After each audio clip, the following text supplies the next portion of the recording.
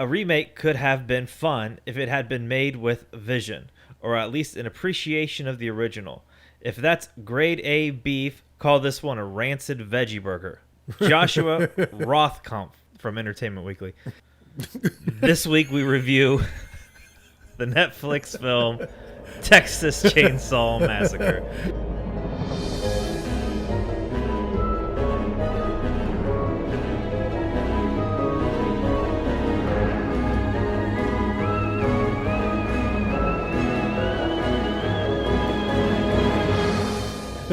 To be clear, that's not our review. No. Whoa. Oh, hold on. I'll say Joshua Rothkampf. I think that's how you say it. I'll just splice that in the beginning. So this will be the second time you've heard it in a very weird order from Entertainment Weekly. This movie is not rancid at all. I mean, This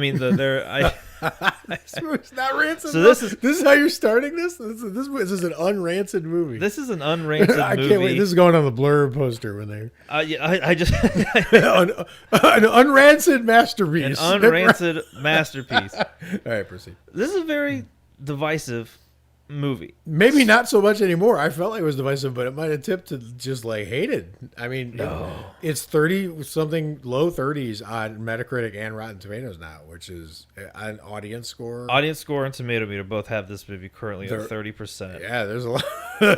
And from what I saw on Twitter, it was very. I know it doesn't reflect the actual reality, but it feels like the momentum is heading the wrong way for this flick.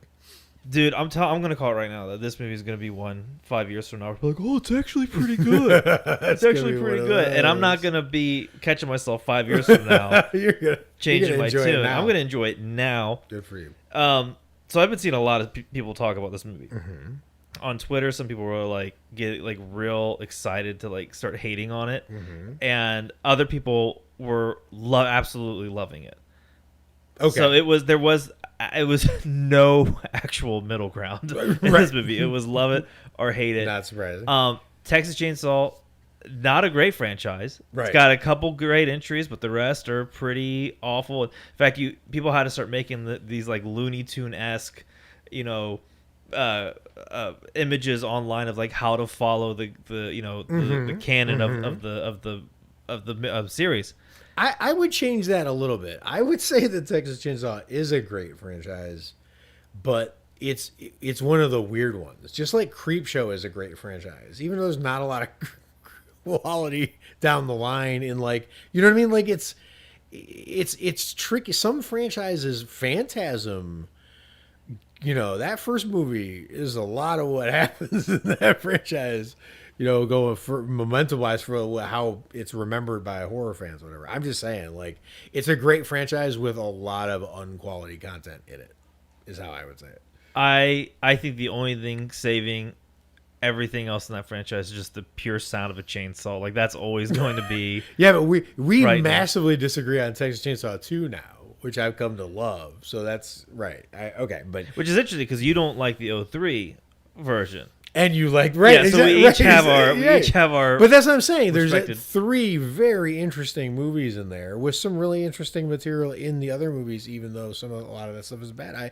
And it's just a huge name. It's a huge icon. I just think of it as one of the great franchises.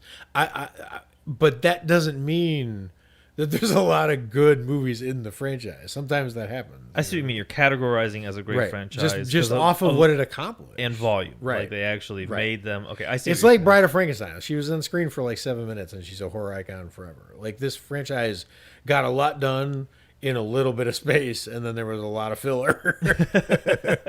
but it's still great because it's literally one of the unforgettable icons. Like I like Leatherface more than Chucky, more than like a lot of the top tier icons, just as a and then the family and all that. So anyway, okay. Yeah, no, I did not know what to expect going into this movie. Right. I wanted to go in as kind of blank slate as possible. Now I'll be honest, I did read a couple articles about test screenings. Okay. That a lot of people said were bad, and then Fede Alvarez, who produced the movie, was he kind of just dismissed them, saying like that's test screenings for you. Essentially, you always get kind of crapped on. So I was kind of thinking maybe this movie might be a disaster, but I think I only watched the trailer once, and I saw some of the promo images, but I didn't like really dive into it. Right. I wanted try to maintain like just how which is unusual for you. I like that you went this. I love how that you clear did I this. could go Yep. into it. All right. And so there are some things that like are kind of goofy with the movie, that there are problems in it. Like it's not like it's not Casablanca. You know what I'm saying? It's Fair. not Casablanca. But I think within like the first maybe like 20, 25 minutes or something like that, like I just remember I think I said to you, like, I'm really digging this movie. Mm-hmm. And I wasn't trying to force myself to like it either. Like I was just No. like, whatever happens, happens. No, there's been a bunch of movies we wanted to feel this way about recently right. that I would have really liked, that I felt the way that I feel about this movie about them, and there's no way.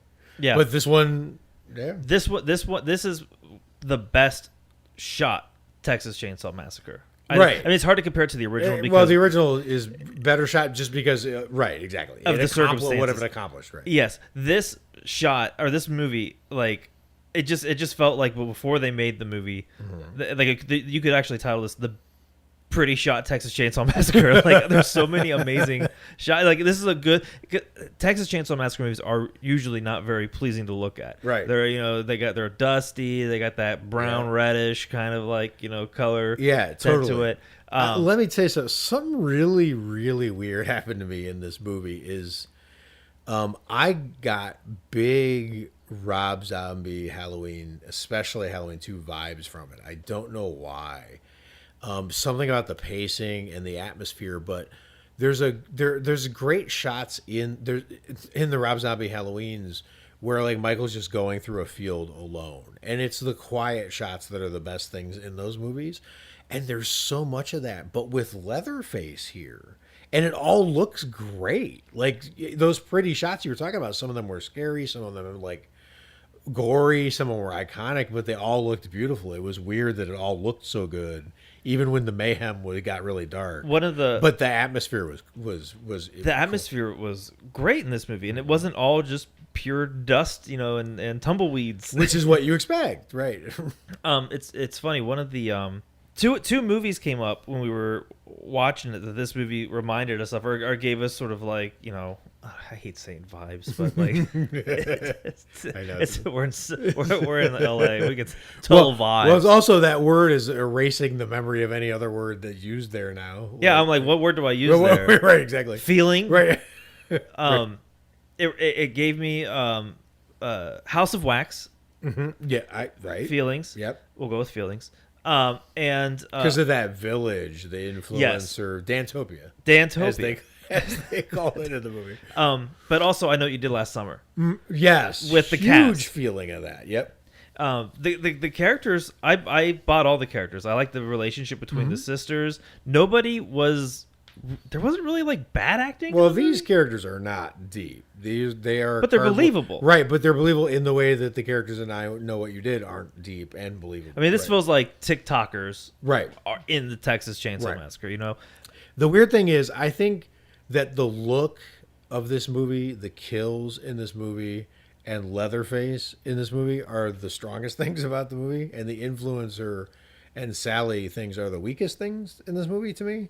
And then we can talk about the ending, right? But I sort of categorize it like that. Does that make sense? But it wasn't bad enough to bother me, and the payoff of the scene that everyone knows about by now was good enough to justify. It was great, and everything is. I swear to God, like I just feel like the most artistic sons of bitches shot this movie. Like there's so many shots. Like we did an episode, like one of our first episodes was like, what frame would you hang on your wall? And there was a lot in this movie that like I would hang on my wall. Like it looks really good. Unfortunately, it's all taken up by Secret Movie Club Hitchcock posters. But, and sidebar, you can tell, despite the fact that the numbers on this movie in this instant response culture right now are low, you can tell that there's something about it that people can't let go of because it's starting to it's memeable. Yes. So you're starting to see it pop up even by, if something's in your consciousness and you can't get rid of it, even if you think you hate it, it's still winning a little bit, right? So it's getting some of that. Well, let's hit a few of the big points here. It's a slasher movie. What'd you think of the kills? One of the strongest things in it. Like they look great. First of all, it fascinates me the order that directors choose for the kills because you can tell that they know they're with the best ones they have, right? So where are they going to put them? Like, that one kill, like they have the Jason X nitrogen kill. Like, where are we going to put it, right? How many kills have come before, after, right, for the showstopper? So I don't even know how you'd order this because they're all pretty great and unique. Right? And unique, and nothing like revolutionary or changed the world, like innovative, like whatever. But for what it is, they're great. So I think it's one of the best things about the movie. Yeah, I thought the kills were pretty creative. They're better than like let's take a comparable Halloween era movie like Haunt that everyone loved. I think the kills in this are better than Haunt, but I bet horror fans like Haunt better than they're gonna they like this. Which is weird because I feel like if it's Halloween time, both of those movies could be played one after another, and you're gonna have a great, I don't like using throw ride, but like that's what you're gonna get when you put these movies together. Yep. The kills were creative. The gore looked really good, and there was a lot of it. There was a lot of gore, and none of it looked bad. Because that's the joke about this damn movie, right? The title, and there's no massacre. So like, finally now there's a damn massacre. We ask and ask. We get, and then we don't like it. Like, what terrible. The hell? It's terrible. Yeah. They finally deliver. Here's the massacre. Tons of intestines. Literally oceans of blood. So that's annoying. But the gore looked great. I thought the kills were creative. Yeah. Leatherface in this movie. That's it's been over a decade since we've had a new Jason. It's been a long time since we've had a new Freddy. Yep. We just randomly got Michael and Ghostface back, and Chucky. Yep. But Leatherface coming back is interesting.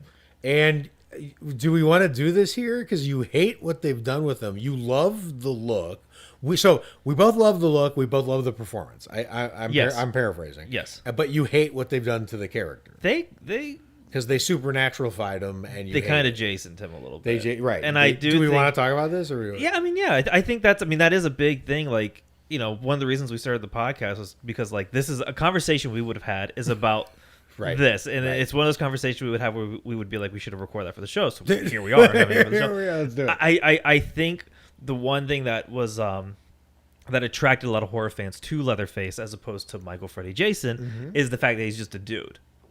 And of course, the fact that he's just a random hillbilly in Travis County, Texas, 100%. like that is Agreed. That's the scary part. Is it's just a normal guy with a little, deformed face or whatever like that. Absolutely. Kills people, wears their face. That's it. That's bare bones, pretty awesome. Inarguable. Totally agree. In this movie, he bodies so many people. He's like, who's like a big linebacker? Who just won for the Rams? He's like Aaron Donald. He's Aaron Donald. Yep. Yeah. Donalding everyone. Right. And he's like theoretically like late 70s, 80s. I don't even know what his age is. So I was trying to look at the math before the episode, like how old was he? And like everyone just kind of says 20. Like everyone's just like 20? Right. And everyone's like, sure. So 50 years later, this would make him 70-ish years old. Right. So he's 70. Yeah, 70 going on like unstoppable force of nature. Yeah, I did have a big problem with the fact that I believe he gets shot 3 times by a shotgun. Yeah. Stabbed. Yeah. And then he falls dropped into the T2 vat after it cooled over 100 years. And let me just tell you something. That water's been sitting there for so long. If you get open gaping wounds and you fall into that, like Leatherface should die of like staph infection, like 4 days after the events of this movie. 1000%. And he's not going. So I agree with all this. I have a counter argument, but it's not out of disagreement with okay. anything you're saying. I agree with everything. I'm open. Here's my argument. Like, I know why the caged Leatherface sings. You got to let him free, man. Like, this Leatherface, we live in the era of superheroes. It is. They have taken over everything. It's ever present in culture. You cannot sell this basic human killer anymore in movies.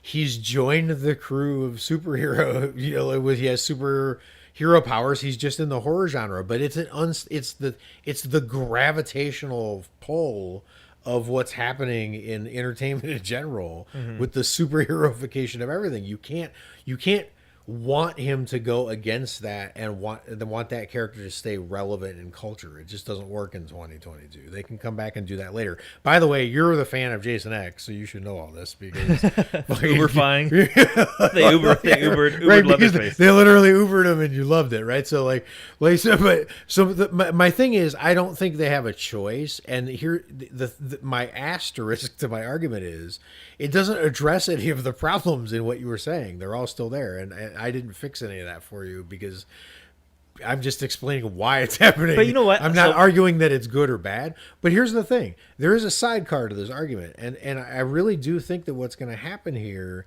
is why Texas Chainsaw, the original movie, was so great is nothing really looked like that in entertainment. It looked like that in the snuff industry or something, but it didn't look like that in movies people were seeing. Like, basically, so it was new, it was raw, it was different, it hit in a different way, like Blade Runner hit in a different way. We need something new. We don't need better versions of what's already been done. So the real way to do an homage to Texas Chainsaw isn't to concern ourselves with, can we recapture the old magic or whatever. You can't. Just superheroify them and let it go. Bright burn away. Like, it's fine. But maybe they could do something in the genre that's Leatherface related that actually reinvents it somehow. That is what was great about Texas Chainsaw, right? And if you can't do that, you can't capture the magic of the original one, no matter how hard you try. You can't make that look work anymore. So unless I think they did what they could. With the mob. Right, exactly. And you have the pressure of Seaman's shoes on your mind when you're rolling. Right, unless anyone, and then asterisk number 2, I'm a fucking lawyer today, like, unless someone would listen to us finally and make a full feature-length movie like the new Haddonfield in Halloween Kills. Just do that. They could have done that with the Texas Chainsaw universe. You could do that with anything if you're good enough. You don't know what I'm talking about. They might be. No, what do you mean by that? Like, you know, like in Halloween Kills, remember that part where it was shot like it was part of the 78 film and we loved that sequence? Oh, and we wanted that sequence. That. Yeah, but we were like, why don't you just do the whole movie? We said in Halloween Kills, when it left that part, we were sad. Yeah. Like, we were like, we would watch a whole movie done like that. Well, you just do a whole movie like Texas Chainsaw style like that. Yeah, you got these. That's the only way out, right? Yeah. Is to do it like that. And honestly, listen to us. This is a pitch. We're giving this to you for Fede free. Alvarez, when you and this I think is Eric Blue Garcia, I think is director. Yeah. There we go. Just give it 10% off the top, and that's it. We're good. We'll sign the contracts. Just bring them over. Right. Okay. Anyway, I'm sorry. Argument over. But so that was my feeling, is they had to do it because everything is superheroes now, and there's no way to be relevant, and we want Leatherface to be relevant. It's horror and I movies. kind of like how they did it. I don't like that they didn't explain it. I hate when movies do that. I love when John Carpenter did it, but like, you can only get away with that like one time, right? No, But there's a lot of plot holes. They did it because it's horror movies. Horror movies, at the very end, the killer jumps up and there's a sequel. So it's almost, if they didn't do it, I wonder if they didn't do it, if the movie would have been rated like 40% higher. Right, like, but a lot of other people, literally hundreds upon hundreds of people, have worked in this franchise before this movie, and nobody has made Leatherface supernatural until now. Yeah, no, that's the real but anyway, humdinger of the I know, I'm for it just for a weird reason. Okay, what else has this movie got? Hit me. Well, so that or was. Do you want to talk about the reviews? No, we'll get to the reviews here in a second. One thing that I thought was interesting is this is a slasher movie. Mm-hmm. Okay, what do you want in a slasher film? You want great kills that look amazing, that shot beautifully. What else do you want from a slasher movie? I mean, some people would argue, and I do agree with this a little bit, and we actually kind of said it at the end. You do want the slasher movies to at least be somewhat scary. Yes. And this wasn't a very scary Texas Chainsaw movie. No, that's the worst fault of this movie, actually. Yeah. Besides possibly the ending, depending on how you feel. But that's rough. I hate that such a franchise that got such a frightening start, such a legendarily terrifying start, just can't get scary right anymore. And what sucks though is all the scary moments are Leatherface sneaking up on people in creaky old abandoned houses without making a sound. Right. There are jump scares in here, and they look cool. They look cool, and they will make you jump, but they're not scary. Like, They're not. No, they're not scary. This is not a movie where when you're walking home late at night, all alone on the sidewalk, and like there's sounds behind you and like whatever. This movie isn't in your head. You're fine. No, because like if it happened, if you're walking home and there's a 70-year-old man chasing you, just speed walk. Right. Well, or don't even bother to run because he's also like an apex predator who He can outswim crocodiles with 6 bullet wounds in his chest, and Exactly. it doesn't even matter. Yep. So it's a slasher film. This is what I thought was interesting about the conversation. kills were great. The kills were great. And I thought this was interesting. I kind of want to look at this for other movies. The order of discussion. That's what I keep calling it in my head. The order of discussion. I love this. So we posted a meme where a lot of people were talking about how bad it was, and Homer's in the middle, just kind of being like, it was decent. Of people talking about the Right, this and everyone movie. behind it was trash. It doesn't hold up the garbage. original, right? Exactly. Yeah, and Homer's just like, it was decent. right, exactly. So we posted that on our Facebook and on Instagram, and we instantly got a lot of people who were like, I really liked it. Yep. I really liked it. And then they started naming the things they wanted. And that's what I thought was interesting. When it was, I think it was like David Lynch or someone like that was like, when after you see a movie, like you sit in your car and you kind of sit with it and then you discuss it. I was like, but what do you discuss first after a movie? Right. And what people were discussing first after this was interesting. They were talking about how great the first thing out of almost everyone's mouth was how great the kills were. Yes. They were like, the kills in this were fantastic. Yep. They were gory. They were bloody. Yep. Like, again, it's kind of what you want out of a slasher movie. Right. So why tell? And also, it stands out in the with the background of the fact that the horror movies haven't been doing this for us that much. You'll get occasional iconic ones from like Hereditary or Right. whatnot, but it's not like it used to be. It used to be Feast, and now it turned a Little Famine. So now you have a bunch of them in one place, and horror fans are like, "Whoa, what's that?" They're instantly Right. taking notes. So like, there's obviously a huge, because there hasn't been like a ton of, and maybe there is on Shudder, but like I could only watch so many movies a week. Yeah. Maybe there are a bunch of gore fests on Shudder that we're missing, but there Right. hasn't been anything, at least this mainstream. Oh, there's that's- been that's tons of delivered the no, gore. yeah, there has been tons of good gory like stuff, even stuff that you wouldn't suspect, like Titan or whatever it is.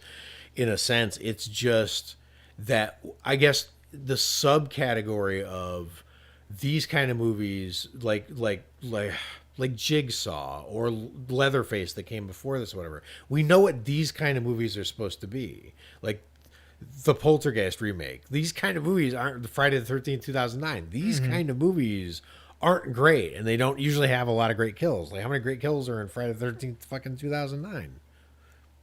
None. The one with One? the board under hiding under Right, that's the hiding right below with the way. Right, exactly. That's Boom, right. there's Right, one. it's got one. Right, that's what I'm saying. So, But this movie has A bunch, plenty, yes. and everyone has, like, even like the kid who had his jaw hacked in Yep, half was yep. great.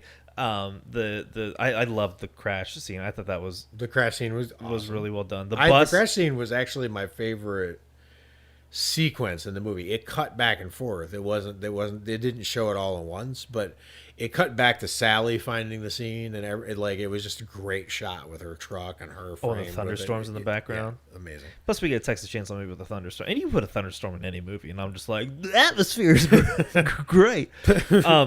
Yeah, So- and Leatherface was really present, by the way. He felt like Boris Karloff's Frankenstein to me.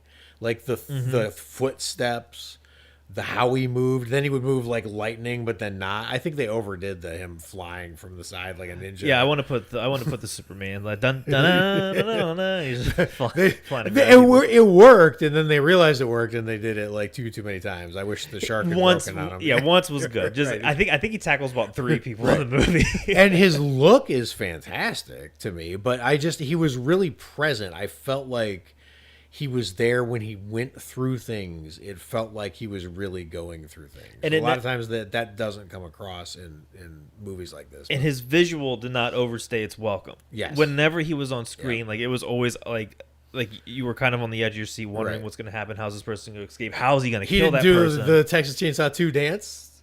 He did chainsaw The dick. little, He was a chainsaw dick the in little everyone. Leatherface dance. Remember his little like jig? The little shuffle at the end. The Leatherface show. Yeah, that's what this film was missing. Was Bill Moseley yelling at "Lick my plate, you dog." Okay. So kills were the first thing, Yeah. and I thought that was a good sign for a slasher film that people come out of your movie and You they keep talk saying about the kills. that, and you're being sarcastic. I know you sound innocent, but you're like, I hear you just being like, it's got the one thing it needs. Come on, erase. It's like ordering a meal at a restaurant and they give it to you and you're not satisfied. You're like, well, what the fuck did you want? Right, exactly. The next thing people talked about, and I love this order thing. I agree with the majority of the people in here, and one of the reviewers we're going to actually bring up here and tease a new series that we're going to do. I'm not. It's not dragging, but like it's just it's an astute observation of film criticism because I think where film This criticism is why I'm looking forward to this already. I think where film criticism is at today is kind of interesting because there is no like Roger Ebert today. Like there's not like the one person. Everything's decentralized, right? Yeah, everyone's just finds someone they like, and or people are just writing stuff because they have a deadline to or something like that. I don't know.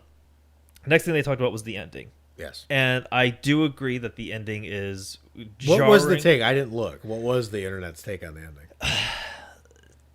Half and half. Some people Really? thought it I was thought everyone it was would just hate cheesy it. and hated it.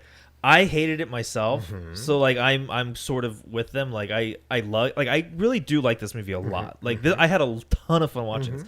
The ending. So it's interesting. I thought the ending sucked because of how abrupt it is. So Yeah. spoiler alert: the two sisters make it. Psych. Yeah. Leatherface isn't dead. He pulls her out of the car, out of their Tesla or whatever, and decapitates her. But while I don't like that because I would have loved if the sisters had lived, the visual of it is really gnarly. Like it's shot really well. That's It's why I'm gory. pro the So ending. so it's weird. It's like I'm pro the ending for the same reason I was pro the ending of Life. It just once you got that in your head, like as a director, storyboarded with the music and like whatever, how could you not shoot it? It just looks so good. I mean, someone decapitated by a chainsaw on their knees while they're holding up their like it's just like Right, you got to think to yourself, like, how aware is this person? Like, the head's watching the car go away. Like, it's horrifying. That's that legendary thing about the guillotine. Like, how long does the head live? Like, it's a legendary EC Comics kind of and it's twist they add at the. I'm not saying it's great. I think it was cheesy as shit, and it's probably going to age about as well as like the friggin' blow up doll going through the window of Nightmare on Elm Street. right. Right. But it's I'm pro the ending. I thought the visual was shocking, and it refreshed the ending move that Leatherface does in the road with the chainsaw, but now it's added a decapitated head, so it upped the ante on like what that icon is going to do when they show you when they do call outs to the original. Like they did a call out to the slamming door, like the kill behind the door, and the way they executed it in this one was slick as well. Yeah, the right? doors It's never as good as back the and forth. original, but like it was better as a take than most people have managed. Yeah. Right. So for that, I'm pro the ending. I just think story wise, it's a hot fucking mess. Which that brings me to the that third I thing. hated. Brings me to the third Yes. and last thing that everyone Yes. was talking about. Yes. It was great kills. Loved it. Yep. Flip a coin on the ending. Yep. Story was meh. Yeah. Story is terrible. Um, Too many holes. Too many problems. Too much garbage that you didn't. I mean, need. Leatherface being Sally totally unnecessary all the way through. Yeah, she waited 50 years to like do it. I Halloween definitely did the Laurie Strode coming back and like doom prepping for Michael. I mean, given the fact that he's just like this unkillable thing, it makes a lot of sense. And this Right, and I agree that comparison is not in the favor of this movie or this Right. whatever. But you don't even need that comparison. This is bad on its own. If Halloween 2018 had never existed, this is still bad. There's no reason for this character to be here doing the things that she's doing. There's just no just reason, doesn't except help. for the fan service it in, which didn't even feel like a fan no, service. because the payoff. original actress Right, she ends up died in a in pile of 2014. damn garbage. Like her last frame of like that account, the One Perfect Shot, how they just like tweet like iconic shot of Godfather or iconic shot of Right. Casablanca, iconic shot of Wizard of Oz, whatever. Like, you know, Sally Hardesty, iconic shot, like just like hefty bags. And like, what the fuck? She died surrounded by trash, like Shredder in the Ninja Turtles movie. Like they both had the same, and one was like a supervillain. So like, it made no sense. It's just kind of wild. Yeah, I just didn't like any of that. I thought that was terrible. The influencers felt like they were put there to be killed, and I appreciate that the kills were good, but you know that the story. That part was whatever. I did like the town, you know, the fact that the story led to this ghost town, you know, kind of. Again, any road that brought the movie the atmosphere, I was for. Anything else with the story, I felt like wasn't doing a great job. But I'm not sure you need story for. Like, what's the story of Jaws? Shark gets mad. Music. Dun-dun-dun-dun. Right. Shark gets mad. Quint gets drunk. So after Quint gets mad. So after I watched the movie, I was like, let's see what like some other articles are saying. Like if I just do like a quick glance, because we know with Rotten Tomatoes it's in its low 30s. In the Hollow Weekly Facebook group and page, like people were really liking the movie. So I was kind of confused. I was like, well, what are people saying here? And there was a article here by Don Kay from Den of Geek. And it was the Texas Chainsaw ending is unexplainable. So like I agree with that. Like that to me it's unexplainable. Like him and I agree on this. Perfect. But then I read the article and there were some things where I start to deviate, and it's no shade to him. It was just I thought you started from a point of agreement. Yes. So I'm gonna read part of this article. Let's do and then I'm gonna read you a headline from another article he wrote, and I want to try to connect the dots of why one is fair for one film and not for another. Right. Let's do this. Okay. So this is Don Kay's article about the Texas Chainsaw Massacre's endings unexplainable. It says there are so many things wrong with the new Netflix movie Texas Chainsaw Massacre. A dull, pointless, mean-spirited, cynical cash grab, which I don't know if Netflix films are cash grabs because they don't get box office. I mean, I could be wrong. Yep. I'm not sure. So unimaginative that the filmmakers couldn't even be bothered to come up with at least a variation of the title. But surely the film's ending is one of the shabbiest and dumbest aspects of the entire fiasco. So, like, okay, you probably brought me back in. I still agree on the ending. And then I didn't tell you about this part. This is due to George. He ends it with time to hang up the chainsaw. Trying to explain away Leatherface's ability in this film as being along the lines of Michael Myers just doesn't hold water. I agree. He's still a senior citizen, still not exactly in fighting shape, yet he keeps coming back simply because the filmmakers here, David Blue Garcia, screenwriter Chris Delvin, and producer Fede Alvarez and Kim Henkel, all of whom should be in movie jail after this. Wow. Needs to squeeze every last jump scare and cheap shock out of this mess. Movie jail? Are you kidding me? So what's interesting is that's a lot of the arguments that you sort of agree with, and that's the problem. Is that that's what I think. That's not what this movie is doing well, right? First of all, it's shocking to hear a critic throw down, like from their tea and scones, to throw down mean-spirited.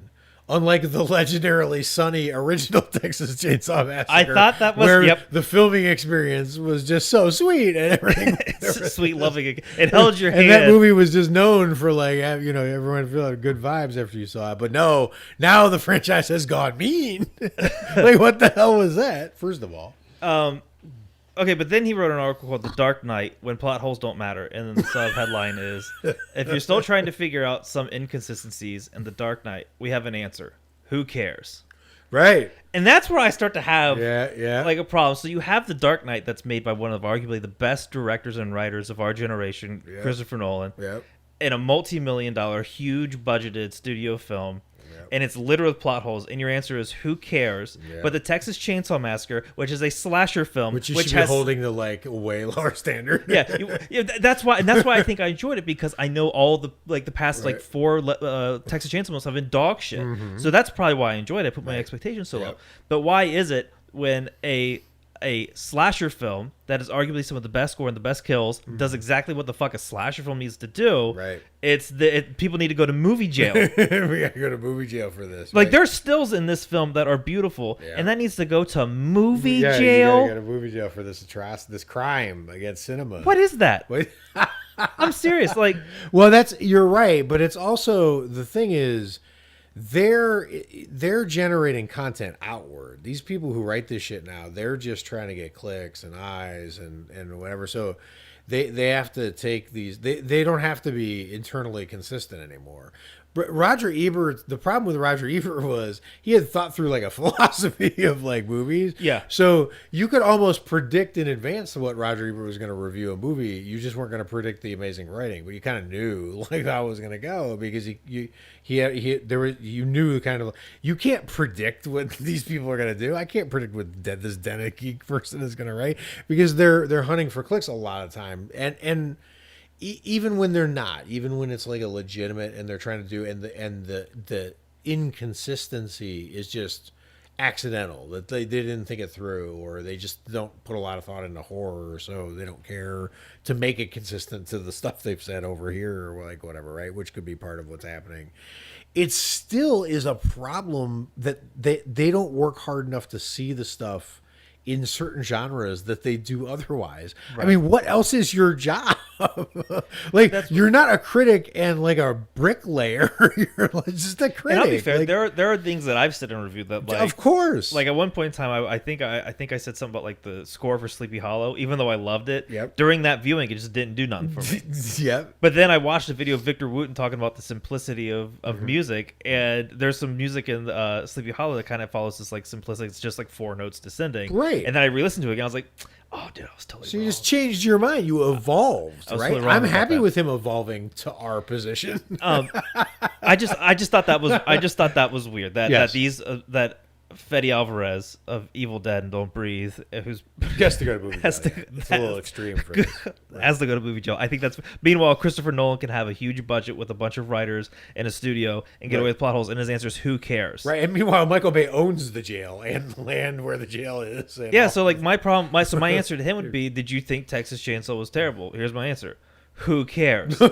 Right. Well, right. Obviously, Who gives a shit? The nuclear option is we don't care what your opinion is, but I don't think it has to get there. I think the thing is, there's only two kind of people here. Like if you're shown something that's internally inconsistent, you either are able to explain why no, you got it wrong. I am consistent. Like you're misinterpreting what I got, and then they could prove that right, and I would be open to that. Like that would be amazing if they could do that, because then I'd be like, oh, Well, it's funny you say that. So, like, one thing that I wish reviewers would do, and I want to start doing this with our reviews, and we sort of did it on our last review with Garen when we watched Event Horizon at 35 millimeter.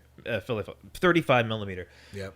One of the things I really like, because I love computer hardware and computer tech, and one of the things that I really like, especially on like the PC gaming subreddit and like old school like Tom's Hardware like threads and stuff like that, people on their profile, like when they post, you see like they usually post like their computer specs. So like, Yep. I have an Intel or an AMD, Yep. 3070 or whatever, 32 gigs of RAM. Yep. And I would be curious if reviewers would start telling us how did they view it, because that's a love philosophy this. that you and I really have. Is Yep.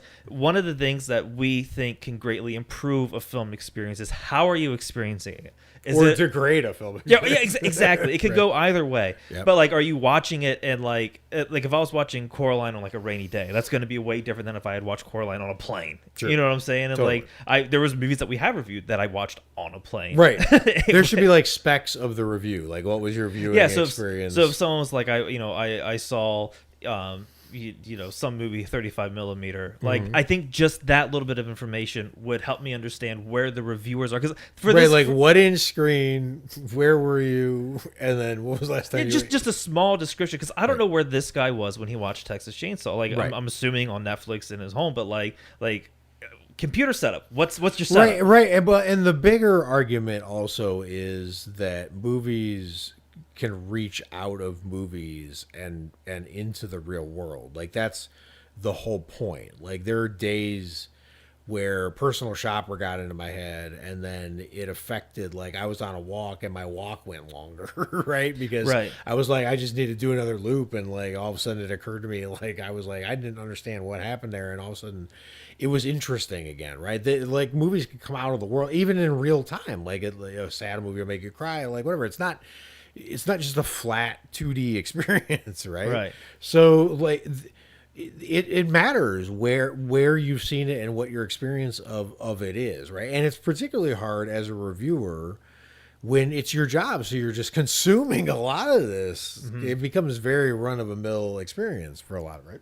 Yeah, and I know like during like Oscar season, sometimes like they're really always trying to sweeten up like the voting people and stuff like Of that. So they'll course. be like, hey, have you seen our movie? You should watch it on this iPad. Oh, keep the iPad. Like, you know what I mean? Of And like course. how many? So that's what I'm wondering is like, are the reviewers watching it on an iPad? Are they watching it on the phone? Are they watching it in a Well, theater? and fuck the reviewers. Also, more importantly, how are the people, the fans, like the people who are buying the tickets and like actually, how are they watching it? And then, so this 30%, audience score, like whatever, it doesn't matter. I'm happy to be against like a tide or for a tide. It's actually kind of irrelevant from that standpoint. But it's more interesting to me that after doing the How Low Can We Go series for so long, I'm more used to seeing disagreements now. Nothing ever lines up. You can't get anyone to agree on anything anymore. But this movie is just agreed across the board. It was just like 30s by everybody. Which is I was like, what the hell is happening here? And so let's. I don't know what else you have to cover, whatever, but like to wrap up the review part of it, I just want to do the counter argument because it would make it more interesting to me. So the counter argument of this is that the characters are really shallow and hateable, right? And you don't care about them, and that there's a lot of plot holes, right? So are the plot holes bad enough to sink this thing, right?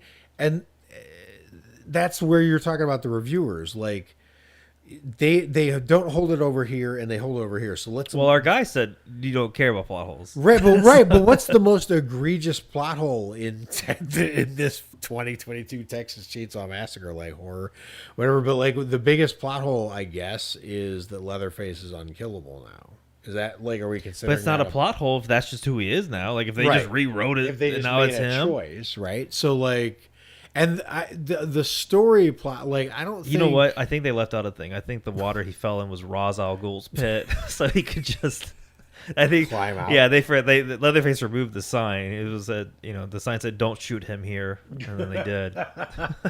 Well, I think that the movie is fun enough to overcome the plot hole challenges that it inarguably has. But anyone who's gone back and looked at like them explanation point and at that, which is 100% on Rotten Tomatoes, by the way. Yeah. Like, I don't know about you, but I tell you, the 50s sci-fi horror had plot holes galore when the giant insects came. Right. Right. So sometimes you got to go with it.